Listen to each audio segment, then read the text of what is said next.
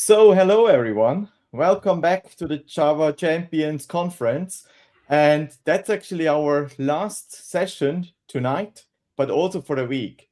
And I think it has been two amazing days yesterday and today with a lot of great sessions. And I hope we'll get another one, a last one for today. So I'm super happy to have Rustam with me. We usually bump into each other like once in a while, and we have known each other already for quite some time, and it's really an honor and a pleasure actually, like, to be your host for this session. Thank I'm you. not going Yeah, to sorry, go ahead. Go ahead. just go Sorry. ahead. So we have an Aloha protocol problem, I guess, right? Yeah. So I'm not going to introduce you here because I'm sure you will do it better than I do. But I know just like that you have been involved in so many different developer communities, and also the topic about restful, and all these kind of things. It's also something which is dear to my heart. So I'm really curious about your session. And I would say, just like, the stage is yours. Go ahead and have some fun. Thank you very much. Thank you for having me. Thank you for the great introduction. Thank you for being my host today. It's really great. It's a really great pleasure to be back to this event yet for yet another year. Yeah, today I'm going to talk about APIs and what makes them APIs and what people think they are. What APIs are in theory and what are in a lot of people's minds. So it's gonna be a little bit opinionated, but what I usually try to do with this talk is really I don't try to, well, except for most of the things, I will not say like, this is the way. I want you to do it this way, but I'll give you a few options and give you a few ways of doing things, and then you when it's good to do. That's going to be up to you to decide which thing is applicable in your case or not. Because there is no silver bullet, to be honest, but there are some things that will be kind of opinionated, and you're more than welcome to either disagree or comment or anything and put questions in the um, um, question in the chat, and then we can. Patrick, you're back. Yeah, I'm back actually. Like, I think we have some audio problems a bit because you're not very much audible, and it's sometimes you sound like a robot. So Oh, I'm not sure like what the thing is, because could like it when we get be the before it's connection or? working, you know. Okay. Is it better now or is it the same? It For me actually it looks better. So maybe somebody can also like say something in the chat so we know. Okay, please I'm do going say to, something in the chat. I yeah. moved the microphone while you were talking, so maybe that's the thing. I probably shouldn't move it. So I would say, like, let's Oh, wait, I know try. why. I know why. Wait. Okay, how about this? I think now it's gonna be fine. It sounds fine. Okay. Good. Perfect. It's better. Yes. Now we hear fine. Good. Okay. Let's do this again, and then and then we can get started. So what I was saying is that we're going to talk about APIs. What makes them what makes a good API, and some of the things that will be opinionated. Well, those things you're more than welcome to agree or disagree or comment in the chat and state your opinion. And also, some of the things I will be just presenting with a few options where you can choose and pick the one option that works for you, or probably there will be several options that would fit you in different cases as well. So there is no silver bullet. There is just a few ways and many ways of doing it. Anyway, so let's get to it. My name is Rustam. I am a software developer architect based in Oslo, Norway. I speak at a lot of different events. I do a lot of different things, but most of my time at work, it's usually either writing some code or designing systems and creating architectures of things and working with cloud native applications. And a lot of those things are involving API. So After a while, I got tired with doing like some things over and over again and seeing some errors over and over again. And then I created this talk. So let's get into it. So first of all, I would like to talk about a bit about things that are related to APIs and what does it actually mean to maintain those APIs. And in most of the cases, I will talk about RESTful APIs, or REST APIs as we usually call them. And later on, we'll talk a little bit about why they're not really REST APIs. But again, it's a thing like with the human language, right? If the word doesn't exist or it had a different meaning and everybody starts believing that it has that meaning, in a regular language, that becomes a thing because it's a living language. In IT, it's maybe a bit different because we actually have a very strict definitions of things, but at some point it becomes that as well. So, take it with a pinch of salt.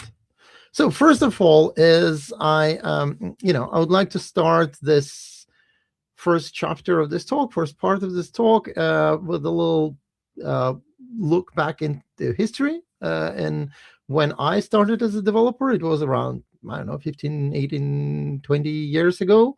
I think it's scary. Yeah, I think this year it's getting to 20. Yeah, okay. Yeah, well, let's not talk about that.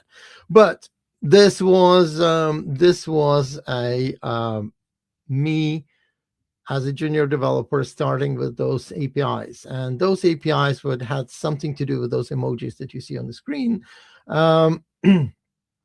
Let's see if anybody, while I'm still talking, manages to get the connections, can have to connect the dots and guess what I'm talking about. It's not that hard. You should be able to do that. But this was the time before we had REST, before we had JSON, before we had all these things. We used to,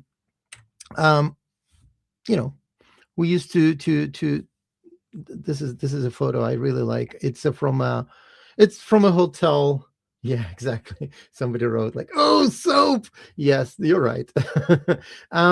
So this is a picture from a hotel when I traveled to this conference almost every year, and they end up staying in the same hotel just like by some kind of chance. They have this sign in the bathroom, and I really, really like it, and I end up taking pictures every time I'm there because we as the developers, we put something different into soap, and joy and singing usually don't go together very well. Hey, Francois, that's really good. Good to see you as well. Yeah, as you can see, I have a chat here. I can see what you're writing and chatting in a corner. If I'm looking in that corner, that's I'm just trying to scan the chat. And if you have any questions, comments, saying hellos and everything, just feel free to write it there. So back to soap. And singing. When we were junior developer, when I was a junior developer, there was not that much singing when it came to soap. It was a lot of more crying, I guess. But now things are different, right? Because now we have REST instead, so we don't have to talk about soap. And if you haven't experienced much of soap, or you maybe just barely heard the name, or you even haven't heard that before at all, I'll explain just in a short what it is. But if you have, then you probably can share some of my joyful feelings about it. So before REST, we used to have this thing called SOAP, and it was like, first of all, well, it's not in any of the bullet points, but first of all, it was it was not JSON, but it was XML. So we would pack everything in XML. We have, yeah, Francois is saying, I remember those days and crying and laughing at the same time. So yeah, well, pretty much my emotions as well. It's a bit of nostalgic feeling, and and just a lot of pain. But yeah, so it was XML. We had to parse XML. We had to work with all that. But and also most likely we ended up generating code, and then we would generate some Java classes that would interact with those SOAP services. It was actually pretty nice in a sense, in a way, because you would have this thing called WSDL, which was a contract, so WSDL. That was the language where you define the endpoints. You say what that data is coming in, what types it has, and all these kind of things, and explaining everything in it pretty well. So that would actually make it easy to generate. Yes, OPUI. Yes, that I remember as well. So it was, it was a lot of code that needed to be generated, but it was kind of nice because it was very well defined kind of endpoints with the contract, so you could generate that code easily. But then there was a problem with that a lot of us have experienced, at least I did, was that sometimes you generated some code. What do? Do you commit that into the repository and just leave it at that, or you generate every time you want to compile your code? Do you want to do something in between? If you commit your code in and somebody else, or maybe sometimes you're feeling very naughty and bad and you don't know what you're doing, maybe, or or all of the above, you decide, or you have really bad short deadlines, I don't know, a lot of reasons, a lot of different people, different ideas and stuff, but at the end you would end up editing that generated code and committing it back into repository, and then that's where the hell breaks loose, basically, right? Because now you have a generated code that has been edited, so you cannot regenerate it, but you don't really know what the changes are and why those changes have been made, and then you have a lot of problems. So that was a bit of the downside of it. The other downside of it, that it was quite cumbersome.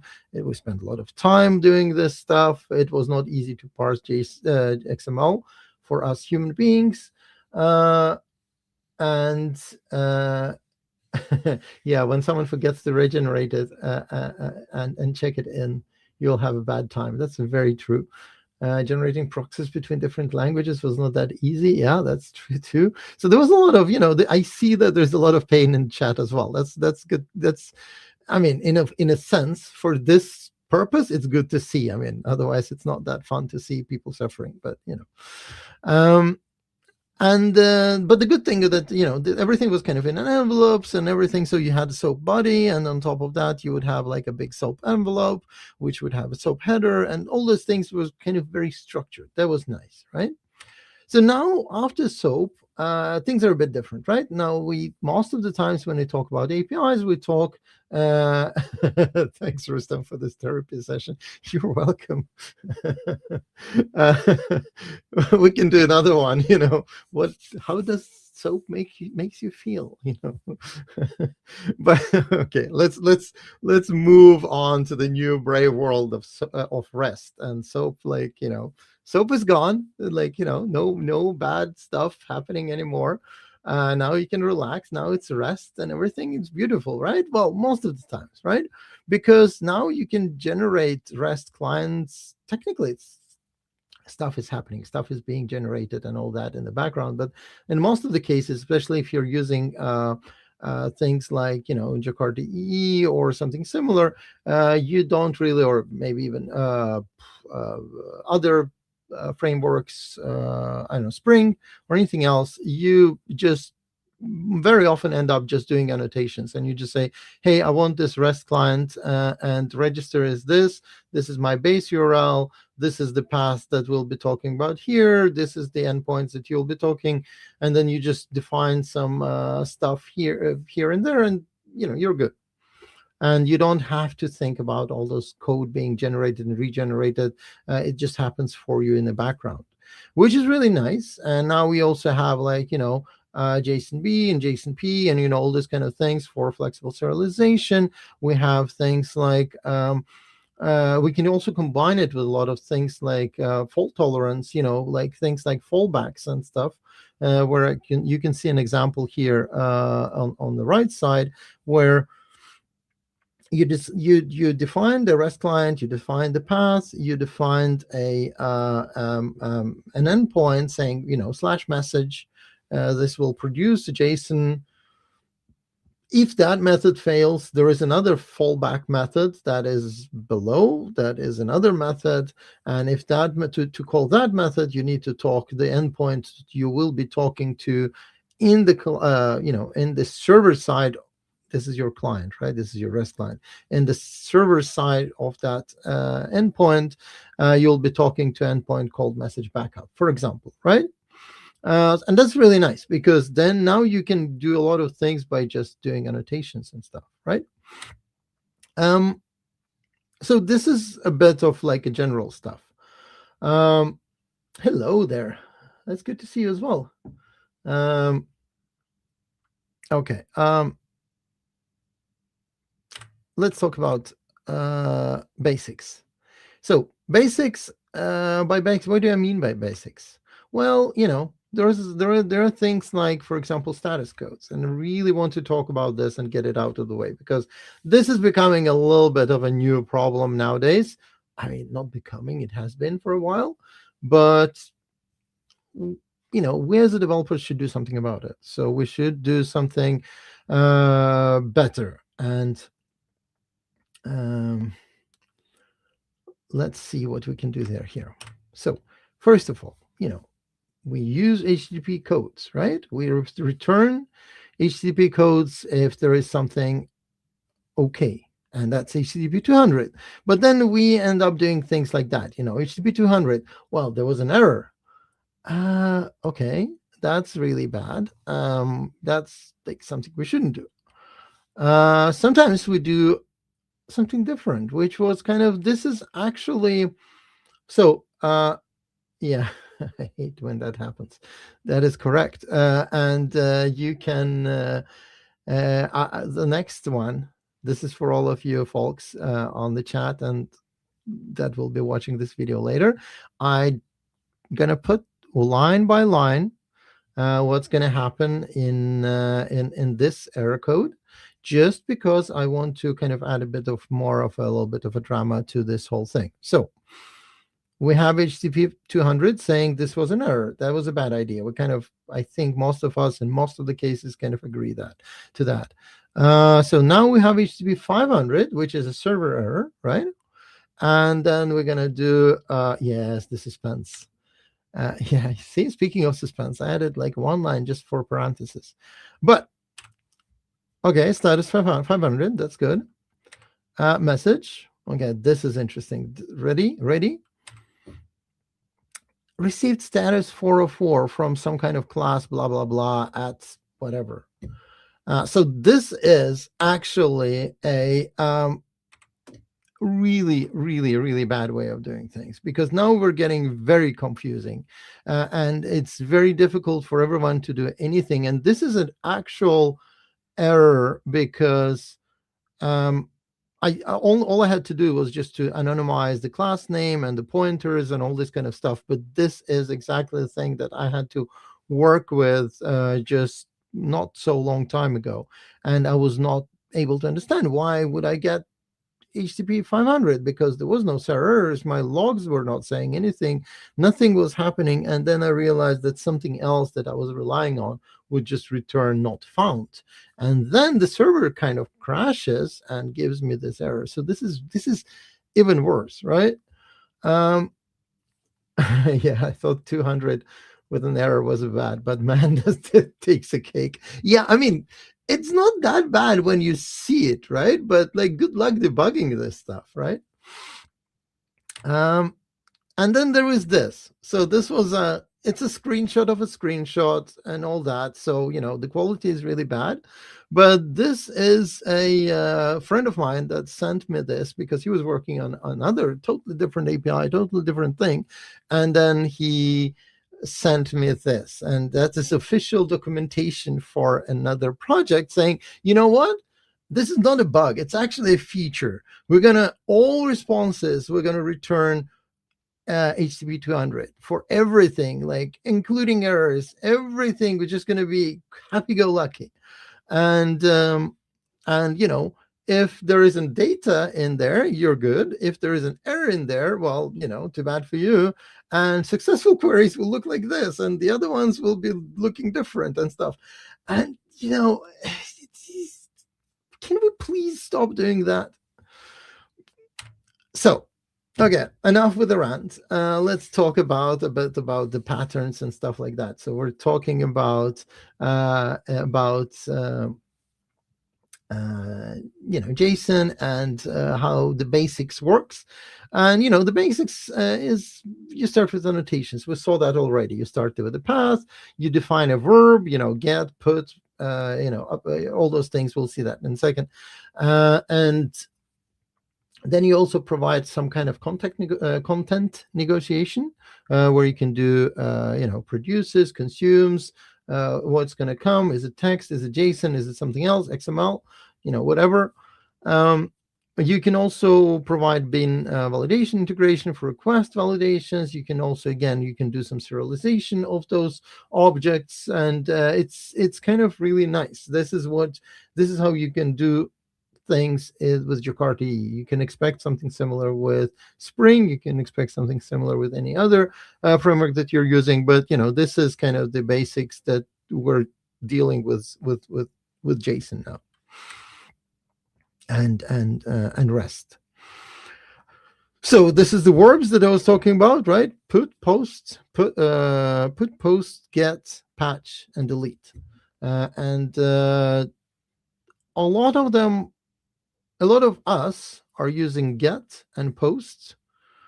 Then we see a little bit, very little use of patch and put, and delete. Well, delete is kind of, so usually it's get, post, and delete. And then put and patch is sometimes people use it, and sometimes, it's a bit more not as much used, which is kind of sad because it's a really nice way of doing things. The way you do it, you just, again, annotate your methods or your function. You say, well, this is the endpoint something something, and this one, whenever get request comes in, this is what you need to run. Whenever you get post, you need to run something else, and so on, so on, so on, right?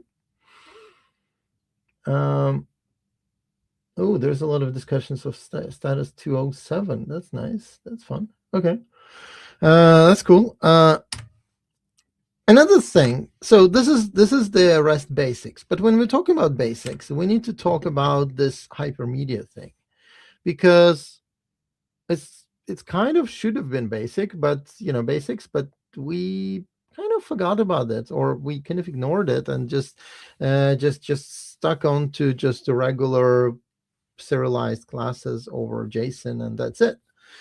So there is this thing called hypermedia as the engine of application state, where you, instead of just saying, we have an ID, we have a title and an author, this is supposed to be a very simplified object for a book, you actually, instead of that, you provide a lot of different extra metadata with it, telling you, what things are and how things are made of, and where is the root node, and all those kind of things, because then you can actually create APIs that are pretty much self-documenting, and also you can create a system with those URL, with those extra metadata that will kind of let it explain the API and data structure on its own. So for example, in this case of book, you provide a bunch of links saying like, okay, this is a pointer to myself, so this is me, API books 1. So this is how you can do it with IDs. Most of us will just assume it is like that, but it's kind of nice to know that it is like that. Then you can also have something like, okay, if you want to get all the books, you can just say API books. Again, most of us kind of would have assumed that because we're used to that. You just remove the ID and then you expect to get the list. Not happens all the time, but we still kind of hope and expect. Here you can actually define it and actually put something else if it's not. Then you also provide other verbs that this endpoint is capable of. In this case, it's an update and delete as well.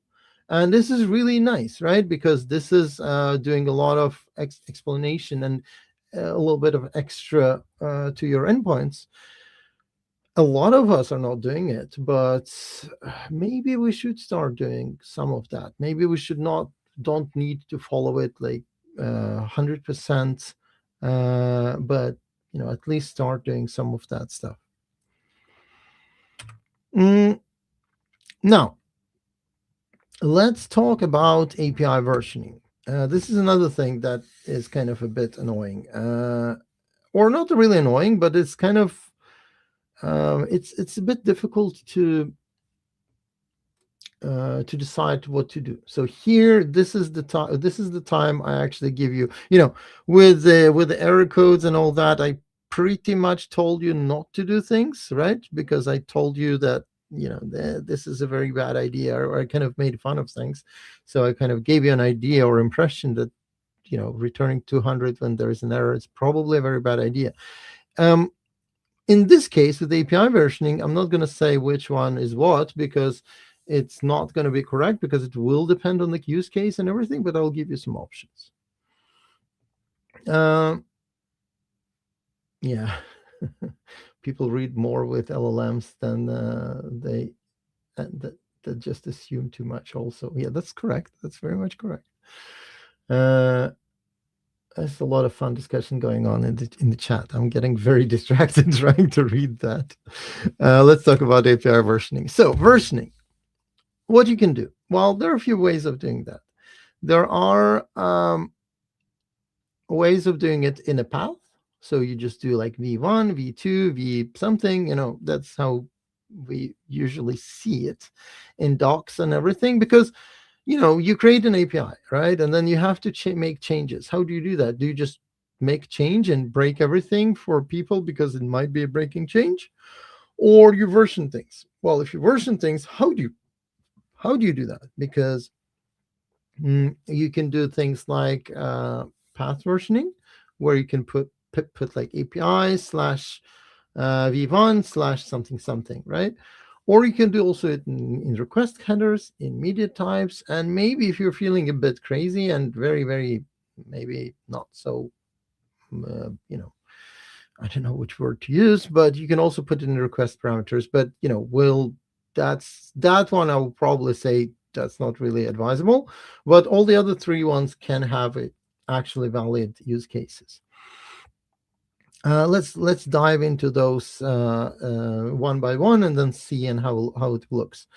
As a bonus, at the end, I will also talk a bit about deprecating endpoints, because when you create versions, at some point you want to stop supporting certain versions, and that's where the deprecation comes in as well. Right. So the path, right? So you just say, API slash v1 slash resource, for example, or some kind of resource, books, authors, whatever. We used the books examples earlier, so we might as well use it here as well. But the problem is that where do you put the version? Is it version for the whole API, or is it version for just that specific resource? Where does the line goes? Like, is it v1 resource, or is it version 1 for the whole resource, or for the whole API? And the question is, well, it depends how author felt doing it, I guess, because there is nothing stopping you from doing that, right? So you can do things like that, right? So you can just define an endpoint saying, what, it's path, it's slash hi2, it's kind of simple hello world kind of example. And then we can just provide a version to it. And no, sorry, that's the next one. But here you can when you just do v2, and then you can just return the versions. But that's good. So custom headers, that's where we were.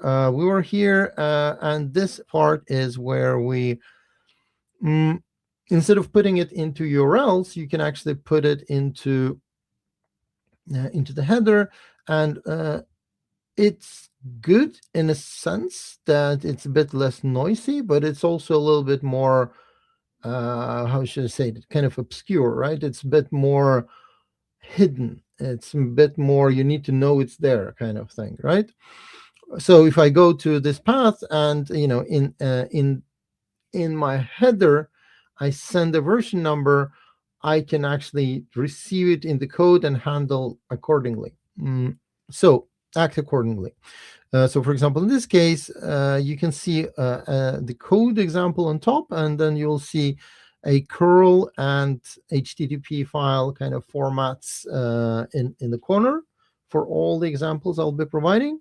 So with a curl, it will look something like that. You define a get call, you say it's going to be a get and the URL, and then you say accept application JSON, accept version 2. And that means that now it's that version 2 will be sent to the endpoint, and then you can print it here, for example, like this, right? You just say versioned using custom headers, using version blah, whatever you provided, 2, 3, 5, 10, whatever. Another way of doing that would be, instead of that, it would be to actually versioning media type. And so you can actually do it with the produces method annotation, right? You can do produces, and then you say application /hi dot v3 and v4. So this one is kind of fun, because here you can also actually with both of those, right? But both with custom headers and with media type, you can also put several versions together. You can say, if this is both version 2 and 3, do something. If it is something else, then you have to do it in different method, and so on, right? So for example, here you say, you know what, I'm gonna only respond, I'm only gonna call this method called entry point only if there is a version 3 or version 4. If it's a version 1 or 2 or 5 or 10 or whatever, I don't care. I'm not gonna respond to this one. I'm gonna handle those cases in different methods with different annotations and stuff like that. So in this case, you can say, for example, something like accept application R&D. So this is the a little bit different example. This is hi here, this is R&D here, because that's down there. It's actual example from my random strings repository. I'll show it to you later, but it doesn't really matter. It could have been just hi there. For now, just assume it just says hi.v3 JSON, and then it will just only call the method where it actually defines that media type version. Again, it's a bit more hidden. It's not that visible. It's not that easy to see from the docs. That it's like, when you have v1, v2, v3 in URL, it's very, very visible. It's in your face. There are versions. There are what versions you're talking to, what version you're calling. Here you need to define it, and every time you call something, you need to provide that version. You might just forget to update version somewhere. You might be a little bit in trouble. But this is actually a use case. There is a use case for each of those 3 ways of doing it. So most of the times you'll end up probably doing a URL versioning, but there are those 2 others as well. I was doing this talk. I just started doing this talk some months ago, like half a year ago or so. And I was doing this talk, one of the first times I was doing it in Berlin, and at a really big event there. And there was a guy coming to me, and we chatted for a really long time. And then he was very happy about it, because like, you know what, you actually helped him to solve a problem, because I was looking at the way, because blah blah blah, because my API is built up like this and that, and I need to do this and this and this certain things, and versioning just didn't work. I really needed something else. But those media type and custom headers thing really helped me, because then I can actually go ahead and solve the problem that I have. So it's not just a theoretical kind of hand waving kind of thing. Okay, now let's talk a bit about endpoint deprecation, right? Because we created a bunch of versions. At some point, it will take a lot of time and resources for us to maintain all those versions, and we would like to stop maintaining them at some point, and then we can deprecate endpoints. And since if you can assume, we can assume that your API is super popular, there's tons and thousands of users using it, and applications and all that kind of things. So we need to have a way of killing off old versions, right? How do we do that? Well, there is actually at deprecated annotation that you can add. You can also update the docs. We'll talk about docs in a bit, but it's like, the open API spec kind of docs that are auto-generated and stuff. That's most of the times we'll be talking about here. Well, obviously you can update the manual docs as well, but and you should too, but this is a bit different story, right? So this is we're talking about APIs that are easy to maintain, and we want to stay there. You should also do something about return codes, HTTP codes. You can, for example, say something like 302, 301, do like a temporary redirect or permanent redirect, and say something like moved permanently. At some point, you just stop redirecting anything and just say, you know what, this has been moved. This is the new URL. This is new API. Go and talk to that thing, right? Yes, exactly. So 301 is nice. I see that Johan is saying that as well. So yeah, that's a really nice thing. But maybe you don't want to do 301 at the beginning. Maybe you want to do something like a temporary redirect. You just redirect, but let the users or the applications log that the response was not 200, but it was 302. And say something in the message that it will be deprecated in a year or so, or something like that. And then you can actually prepare users for that endpoint being deprecated.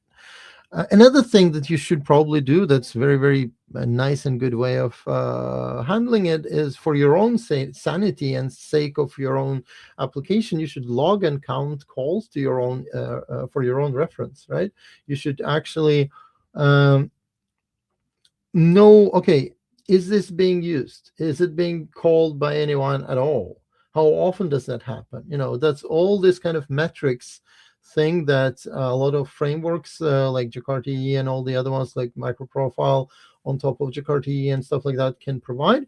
That is really, really nice way of documenting this kind of things. This is an example of very extremely exaggerated example of how to deprecate things. I have used the word deprecated here. I don't know, I lost the count how many times. And this is like on purpose, very, very, very kind of in your face example, just to make sure that we actually communicate. All good things cannot be said enough times. We really want to tell that, you know what, it is actually going to be killed at some point, the endpoint. So you can do something like in operation, so that the add operation thing is going to be used in docs, in open API spec, kind of the documentation that has been generated there. So you can say in a summary, saying, hey, you know what, this is deprecated, do something else instead. Description as well. Then you add this add counted. So this is an example of MicroProfile, where you can actually, on top of Jakarta, you can just say, hey, you know what, I'm going to count all the calls that are coming in here, and I want to expose that as a metric. So it will be, in this case, it will be exposing it to something like /metrics. And then you will give a name, total count, random, pair calls, versioned, path, deprecated. So I want to call, it's just a random, a really long and ugly name, but it has deprecated in the name. So I want to count all those deprecated calls. And then you also add at deprecated, and then here you also provide a response. So in this case, I'm actually returning a new URL in my response as well. So I'm saying, hey, you know what, new version URI is blah blah blah, and I'm going to build the URL, and I'm going to put it in the response saying, yeah, okay, fine, here's the answer, but from now on you should do something else. So yeah, so this is as you can see, I'm building this new version thing, new version link, and then this new version link is coming back in the header of the response as well. Right? Who's going to read the logs It's actually a very good point, right? Who's going to read the docs, logs, headers, and status codes? Well, it's kind of like with our famous favorite Swedish furniture producer, right? They provide a guide, right, or user, manual, but nobody reads it until there is like more than normal amount of screws left, right? And then you're like, okay, wait, let me check which screw did I miss, which hole did I not put the screw in, right? And then it is, yes, you're right, but then it's the point is that when something breaks, they will look at the documentation. So, and this is like, me included, I'll just like try to hack my way through an API that I'm kind of exploring and stuff. And when it breaks and gives me a weird error, I'm like, this is really weird. Why it's doing that? And then it's like, I would read the response code, and then I'll read docs, and then I will actually try to understand what's happening. And then, I will actually end up doing all those things, right? So yeah, thanks for good words about the analogy. But so that's the point, right? So this is like, yes, people will not read it right away. Yes, it might feel a bit dark and and like useless and thankless job, but at some point you need to communicate with the users somehow, right? And this is kind of the way. This is kind of trying to shout out to the back into the void of internet and hoping people will listen, because what's the other options you have, really? Right. Okay, let's talk about something else. Let's talk about a thing that another thing that people don't really like reading. Yeah, so let's talk about documentation. It's actually a very important part. And again, we're developers and we're kind of a bit more like, we don't like writing it. We don't like reading it, but it's really useful and really, really good idea to have it. So let's make it at least easy to maintain. And with making it easy to maintain, I would suggest doing something that can help you generate that docs automatically and make it machine readable. Yes, people can read it and people can put Swagger UI on top of it and stuff like that. But the most important, like, most of us have a relationship, some kind of relationship with Swagger UI. But a lot of us, I mean, less people than that are aware of that there is an open API spec that is behind it, and it's actually a machine readable text file. And this actually just returns us the same thing that Swagger UI puts nice, colorful buttons and everything. It's made by the same company and it's made by the same people, but they put like really nice, pretty buttons and colors and stuff like that, and fields that you can press on submit and call the APIs and show how it works and all that. But at the backbone of that thing, at the bottom of that thing, is still an open API spec. And that is open, and that's like openly generated and openly available for everyone through the API. And that's really nice, because then you can generate that automatically without even having to write that much. We saw an example here, right? We provided this at operation, where you describe things. You provided summary, you provided description, all these kind of things, and then that's it. Things will be generated. And also you can provide here, for example, possible error codes it can generate and possible reasons for those error codes and stuff like that. And then it will be very, very easy to understand and to follow things, and also to understand for your users what's going on here as well. Yes, contract testing is also very powerful. Yes, that's actually a very good point as well. AIs aren't that different from humans after all. Well, yes and no, I guess, right? I mean, we're less confident saying wrong things most of the times, most of us anyway. But yes, good point as well. I mean, AI is great, can be great in many things, but sometimes it's just so confident in saying so wrong things that you're like, come on. But yes, okay, let's talk a bit more about documentation. So again, when you write things in the code, it's annotation driven. It's not static documentation, because static documentation is outdated the moment you stop writing it. Like the moment you stop typing and press save or commit or whatever you're doing with your documentation, if it's static, it's probably outdated already by that time, right? Because things change. Maybe your colleague is doing something else, and that person forgot to update the static docs, but he or she, they updated some kind of thing in the code base anyway. So static documentation is not really good, because with annotation driven, at least it's very close to code. You're kind of compelled to update it as well. It's easier to update. You don't have to move context and all this kind of things.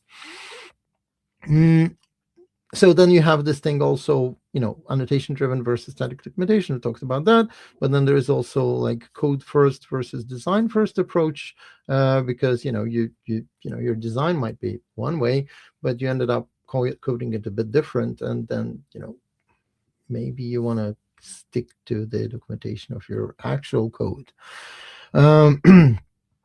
And also, you can treat that documentation as a living contract, because one of the things that I didn't mention, like the thing I kind of really liked with SOAP, I know we talked a lot of bad things about it, but the thing I really liked with SOAP was actually that you had this very, very strict contract. You had WSDL. That thing we don't really have that strictly enforced in REST. And that is, that might be a bit of a challenge, right? And it's here we can actually do something about it. We can create documentation that can actually be that kind of contract, right? Okay, let's see what's but at least AI also when you tell it it's wrong, even when it's right, it apologizes and tells you you're right. How many humans do you know that do that? You're right. Yes, you're right. You're correct. Oh yeah, that's fun. I see that you're having a lot of fun in the comments. That's really great to see.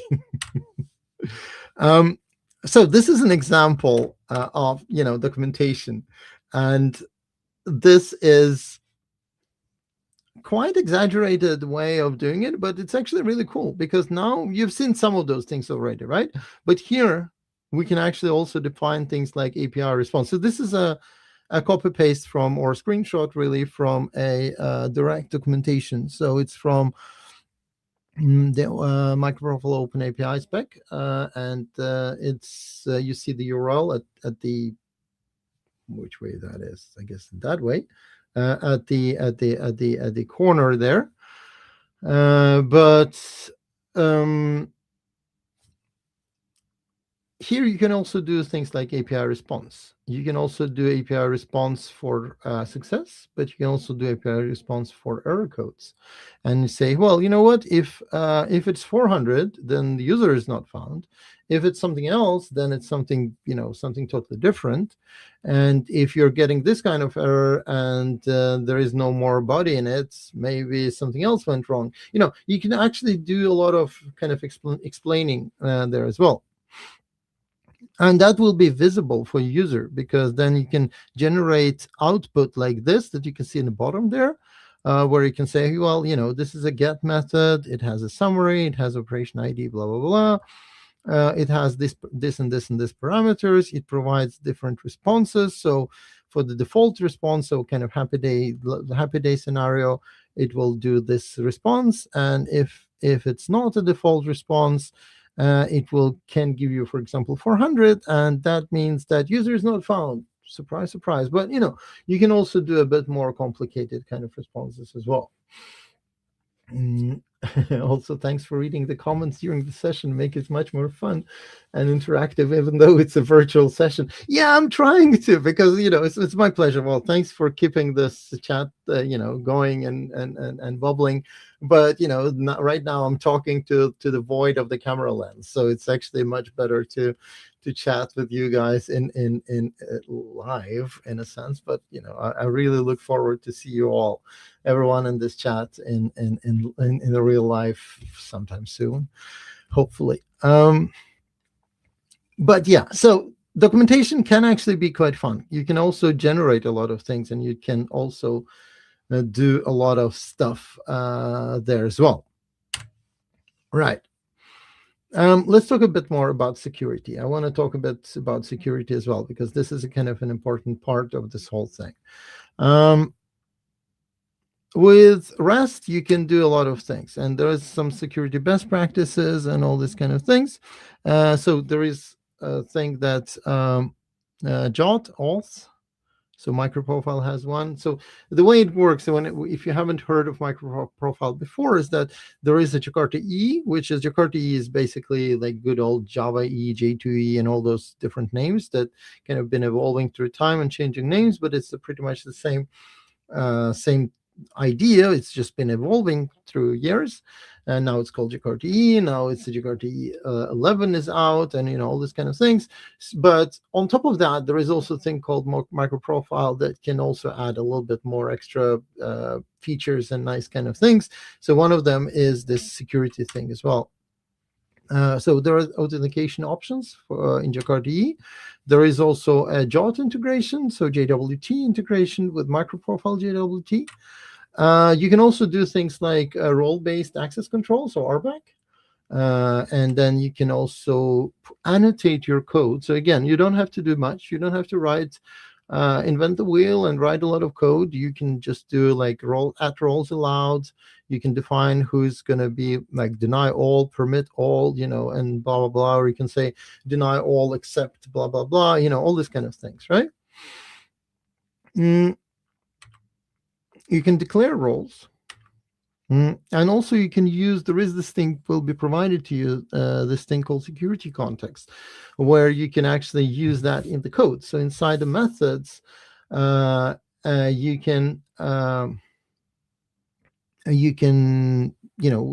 actually get that information that you want from that context. So for example, here is that, okay, is the user that is running this code right now, is that person in the role, or user in role manager, for example, right? In the role of a group of managers, for example. So you can do things like that as well. So it's really nice. So you can actually use this authentication and mostly authorization inside your code with kind of quite little hassle.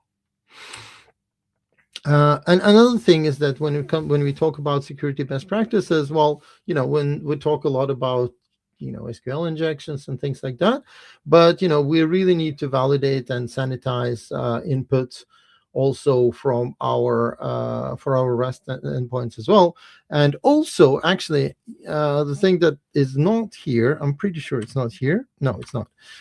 But it should be here also, is that sanitizing our output, because sometimes we leak a bit too much of information about our internal systems, our internal versions of things, even the language that is the backend is written in, and stuff like that. We leak a lot of that in things like errors or things like that. I was playing around with an API lately, and I could just easily see, oh yeah, that thing seems to be written in .NET, because it's the errors it gives me. It just gives me an idea of what it probably is.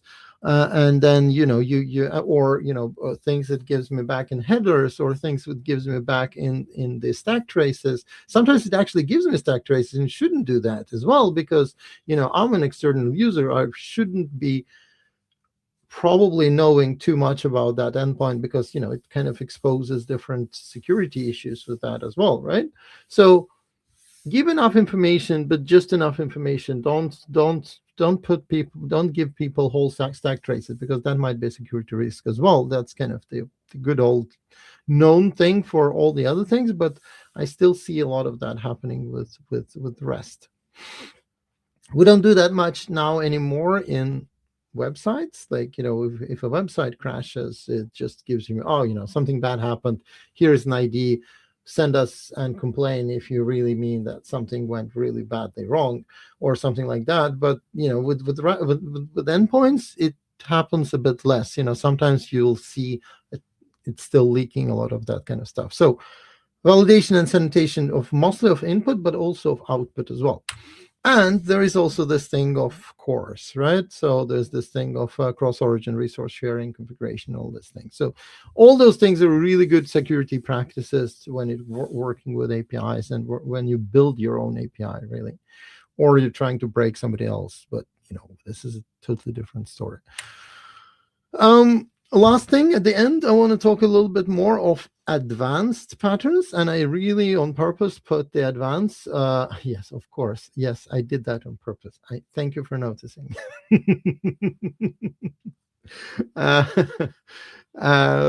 Yeah, I'm really bad with bad jokes or good. I'm not sure, but it's fun to do this kind of things and just thanks. So I put the advanced in the quotes because it's not that crazy advanced for some of you, and if it is, great. But I still feel like we need to mention it because it's I don't see it often enough, and I would love to see it more of those patterns. So that's why I'm talking about that. So things like pagination. Pagination is really a nice thing to do, but I don't often see it. I very often see it's so much easier and cheaper to just dump the whole thing in the user's face, or the whoever is using a system's face, if they have a face. But you know what I mean, right? So if it's machine to machine communication or machine to human communication or whatever that is, but you just dump everything in their faces. Like, here you go, just figure it out. Just dig your way through this pile of parentheses and have fun. And then, but might be nice to actually have pagination. Might be nice to actually have a filtering parameter, so you can actually provide things like, for example, here you can say like, I want to see, I want to have an offset of something. I want a limit of so many. So basically a pagination, right? So you can do like pages, but you can also do, for example, give me everything after a certain ID and the limit of so and so, right? But you can also do filtering. So you can say, give me all the books where author is Jane Doe and the year is 2020, for example, right?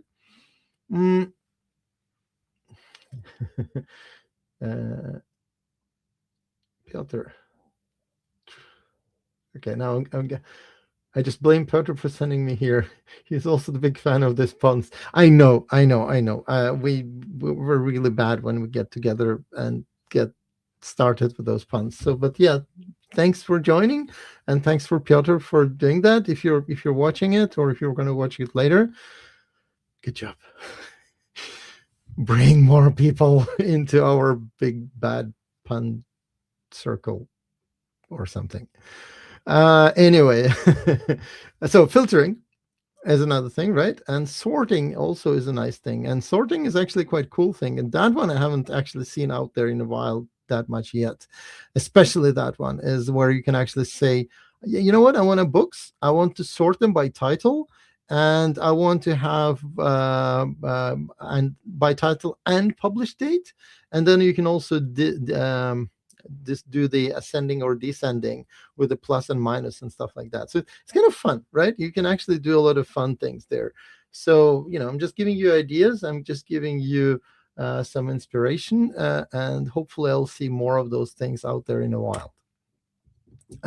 Another thing, and I've seen that quite a lot, and when like lately when I was working on a project where you would have typically long-running jobs. And when you have a long-running jobs, you submit this job, and then you will get something like, for example, 202. Instead of 200, you get 202, saying, you know what, it's going to be 202, and the location for actual response when we're done will be at that endpoint. So reports 1, 2, 3.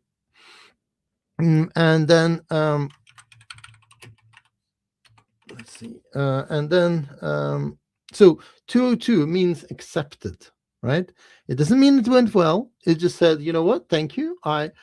I could accept it, but I'm working on it. I might fail processing it, but for now we're good. And if you want to see the status of it, you can just go to reports, blah, blah, blah. And if you do a get reports, blah, blah, blah, you can actually provide with the user with a status saying like, processing done, or there was an error.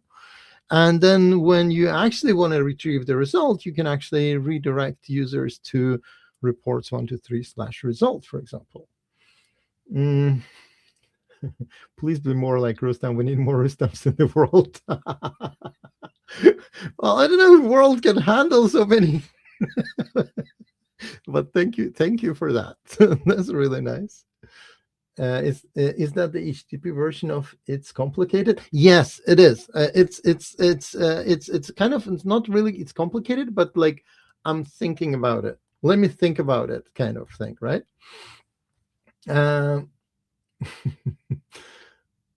Yes, Piotr in a white scientist coat. Exactly, that's how he shows up at a lot of conferences. That's right, the crazy scientist. All right, let's go back to. I'm getting so distracted by all that fun in the chat.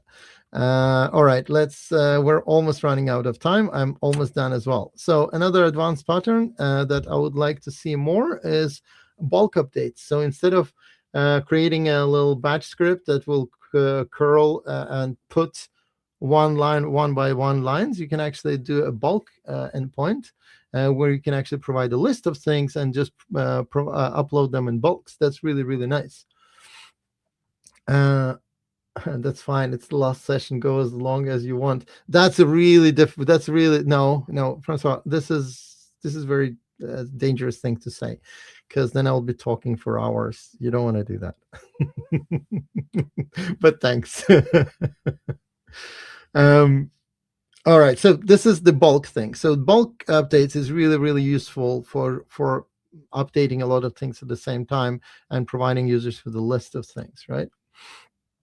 Time boxing is important for a speaker. Yes, please do that. I want to see that. Well, just stop encouraging me. Stop encouraging me. Yeah, that's really cool. That's really cool. One more thing, and then we're done. I promise. So one more thing is that we talked a lot about REST, right? We talked about REST. We talked a little bit about SOAP, but mostly about REST. But there is a life outside of the world of the REST, right? So there is a different kind of thing there as well, and that thing is, there are a few options, right? There are the most common. I mean, the most common ones is like gRPC. There is a GraphQL, and each of them would have their own use cases, right? So there's like gRPC is for high performance internal services, and not even internal services, but just generally high performance. GraphQL would be something like for flexible data fetching. So instead of getting like big chunks of huge REST objects, you can actually create your own queries through GraphQL and say, hey, you know what? I just want this little part of this thing, and I don't want the whole monstrosity. I just want a little response here. And that is, those two are quite good for their own use cases. And the kind of TLDR version, if you're not sure when to use what, is that, when you have, when you wanted to use alternatives versus traditional REST. So, I put traditional in quotes because, it's not really a traditional, but we're just using it a lot. But the REST is for CRUD. So create, update, delete, all these kind of things. gRPC is for something that needs performance, that usually works on a client server kind of work. It has a structure and it has streaming, and also if it doesn't need to be human readable most of the times, because this is a binary protocol, right? GraphQL is a bit different. It's more something that you might want to have on as a backend for front end, right? BFF kind of thing, or maybe you want to have a endpoints for others to use, but the data is really, really big. Data, what do you call that? The kind of data schema of that thing is really big and is very extensive, and you want to reduce number of attributes that you're getting back. GraphQL is really good for that. It's also very good for like changing APIs, so you don't have to think about the versions and stuff. You just, things might look a bit different, but then it's a bit more flexible because you have a little layer on top of the queries and stuff that can handle things. And it's also kind of one endpoint to rule them on all, in a sense, right? You provide one endpoint, you provide some documentation, just say, you know what, this is the endpoint, just go crazy querying it. All right, and that's pretty much it. Now we're at the end, so let's go back and look at what we actually have seen. So we talked a bit about the REST and SOAP and differences, and a little horror stories from the back in the days. We talked about the REST basics, with HTTP codes and all those things and verbs and things like that. We talked about versioning. We talked about documentation, some security. We also looked at some advanced patterns and also a very, very short kind of brief look at something beyond REST. So something not REST, because sometimes REST is not good enough, because especially a lot of times I've seen endpoints being defined as GraphQL endpoints nowadays for big, large systems, because then you can provide your own queries and get your own data structures back, which is really, really nice, right?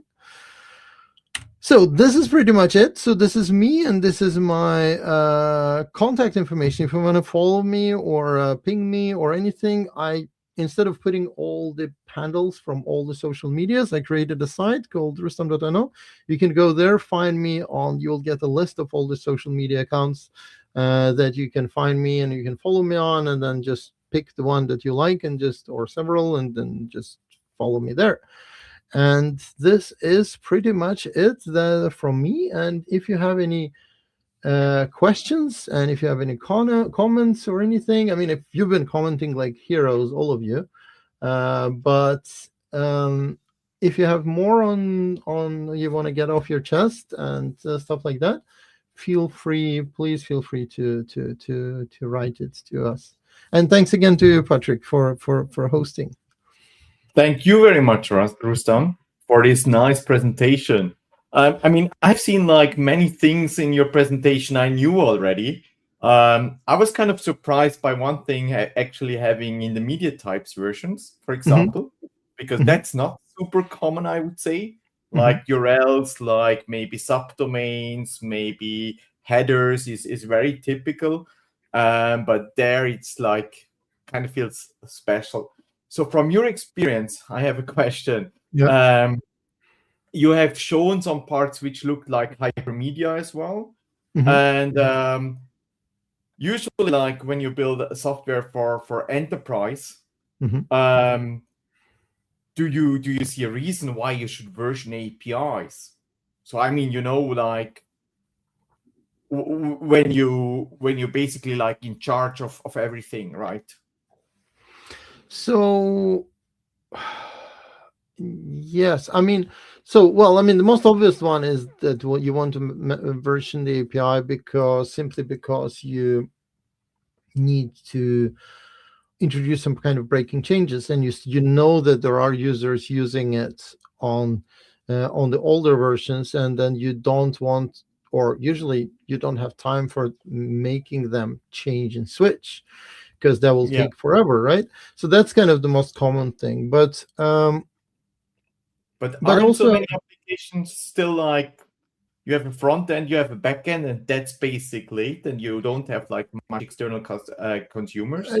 Yes, in a sense, but I mean, it depends on how big and bad systems you have. So, a lot of systems that I worked lately, it's been kind of the backend systems that would have machine to machine kind of integrations, and that's where you see those kind of things, right? Because if you're just doing backend for front end, then it's kind of easy. You have most of the times control of both, right? But Mm. if you do something like um, what's the opposite of backend for front end? Backend for backend, like system integrations kind of thing. Then Okay. you will have more of this kind of problems that you will be seeing that there. And then you can do, for example, media type versioning, because sometimes you want to create your own media types.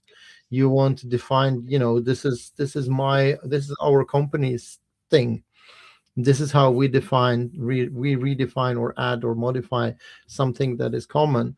And then you can create your own version of things, like I showed that there. And then you can version that as well. I've seen that also happening, like where you create this is a bit different, but like, for example, we have own uh, um, CRDs, and then we have own namespaces for those, because we're almost the same CRD, like Kubernetes resource Mhm. definitions. It's almost the same, but it's a bit different. So then we have our own version, and then we need to version that again. But that's a bit different story. But this is kind of the landscape that you might end up going into as well, right? So Vincent is asking in the chat, like Spring 7 has an API versioning feature. Hmm. When do you use that? And you probably have seen that actually, like it's quite powerful because uh, I'm not sure if you're using Spring in your applications, but the Actually, thing yeah, is, everything we run is on Kotlin and Spring right now. So yeah, it's oh, yeah. cool. So you could answer the question then, like when do you use the API versioning feature? Have you had already a chance to look into it? Actually, I haven't. We haven't gotten. We've seen all those things that I've been mentioning with others that we're integrating with, but our APIs have been quite simple, so we didn't have to look at that yet. No, the thing is But just like yeah, basically Spring provides you the things like, for example, adding yeah, headers, yeah, adding like the V1 into the path or whatever, just like in a very easy yeah, way. Basically, like you can extract parts from a request which you say is actually like the version, and you can make it even like in Spring Boot. You can configure it mm, via properties, and you can mm, even write your own kind of like extractors, because you could have like invented your own way of versioning things, yeah, and that's actually like super simple. So basically, like I think it's just like a shortcut. It's more concise, and for me in Spring, actually, I would use it because it's kind of supported, and I don't have to write it myself, like yeah, with an yeah, for sure. interceptor or something, right? It makes life so much easier. Yeah. But that's a good point, because, like, I mean, if you have something built in, sure. I mean, the examples I've been showing is Jakarta EE, but like it's very similar. Spring has probably similar things, and sometimes it's more even comprehensive at some things. They're bigger at support for several Yeah. certain things as well, right? So So François is asking another question. He says, like, any recommendations on best practices on how to return errors in an API? ooh, it's easy to say, right? It's easy to start, like, haha, don't do that, haha, don't do this.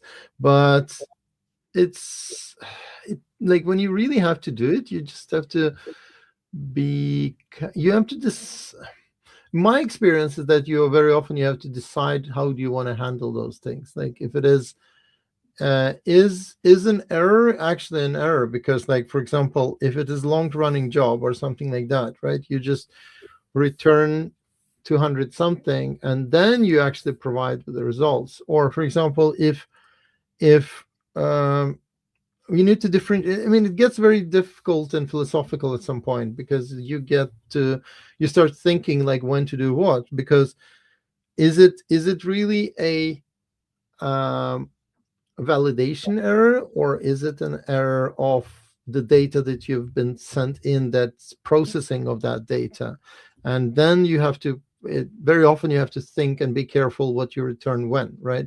Because if the point is to submit the data, yeah, it's still 200 because it has been submitted, everything is good. But what you submitted passed the validation, but it still doesn't make sense. And then you have to do some kind of other error somehow, right? And so it gets really difficult. And so like I said in the beginning, sometimes there is no silver bullet. Most of the times there is no silver bullet. You just need to decide and stick to that kind of way of handling errors and handling things. So there is actually like a nice answer also in the chat, because like they said, for example, Spring has an implementation of problem details. So you have like a custom Java object with a builder. You could create like a description, a title, like links to the documentation and stuff like that. And also I've seen like folks doing in their project something like Zalando problem, which I think it's actually like the very same thing. So Spring just like implemented this RFC. I don't actually remember the number, but just like internally, because it was so easy to add, right? Yep. So this is also another way of returning errors, error codes, and also like the description to the whole thing. Exactly.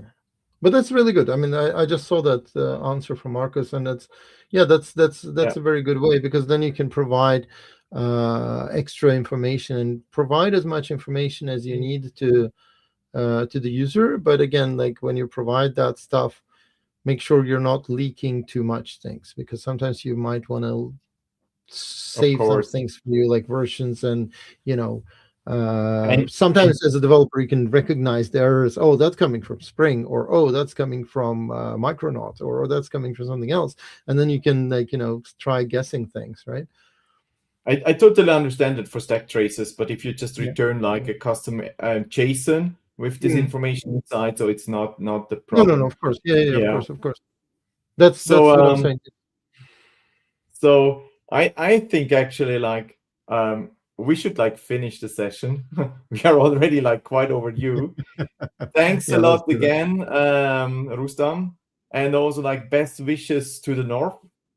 Thank you. So because I'm not sure if you have seen like during your vacation like the northern lights as well, because we have seen them. I was hoping to see those. I was hoping to see them on the plane. No, I couldn't, so I didn't see any at all. And we'll see. I'll look out of the window now. It's getting dark now, so I mean it got dark now, so I should be able to see it if there's anything. But usually you need to go further up north. Oslo is not that far north to actually see those. So yeah, I know, but I mentioned that because we could see it like in the middle of Europe, actually, like in the last days. It was like hilarious.